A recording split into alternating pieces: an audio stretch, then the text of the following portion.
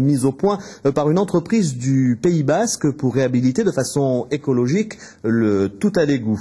Brevetée il y a un an, cette nouvelle méthode, conçue pour fonctionner pendant un demi-siècle, a été aujourd'hui appliquée à Aurillac, dans le Cantal. Et visiblement, ça marche. Les détails avec Sébastien Quéroux et Lydie Rib. Un tout à l'égout, c'est bien pratique, mais dès lors que les canalisations doivent être restaurées, les travaux commencent à devenir un peu gênants pour tout le monde. Désormais, une nouvelle technique a été mise en place. Le principe, faire passer une gaine enduite de polyester sans styrène à l'intérieur de l'égout, un procédé de chemisage plus économique et plus écologique que la méthode traditionnelle. On va introduire à l'intérieur de la canalisation une gaine qu'on va réverser, qui est imprégnée de résine polyester. Cette résine ensuite va être chauffée.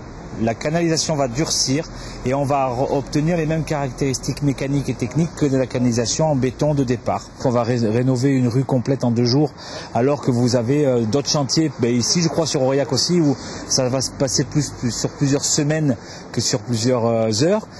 Donc effectivement il y a un coût beaucoup moins important et plus écologique bien entendu, parce qu'aujourd'hui on a cette dimension-là de cette résine verte. Si le procédé n'est pas nouveau en lui-même, c'est bel et bien la composition de la résine qui est révolutionnaire. Jusqu'alors, les gaines étaient enduites de polyester et de styrène. Le styrène a été reconnu comme toxique et nocif par les autorités sanitaires, d'où la nécessité de trouver de nouvelles solutions.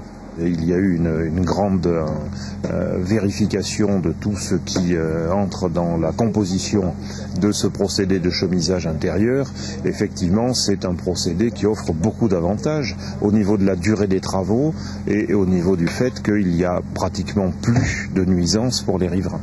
Moins d'odeur, moins de dérangement vis-à-vis des habitants. Si la communauté d'agglomération d'Aurillac est une pionnière dans l'utilisation de ce procédé non toxique, cette méthode surnommée la chaussette verte devrait petit à petit faire son trou dans l'ensemble de la métropole. Buvez du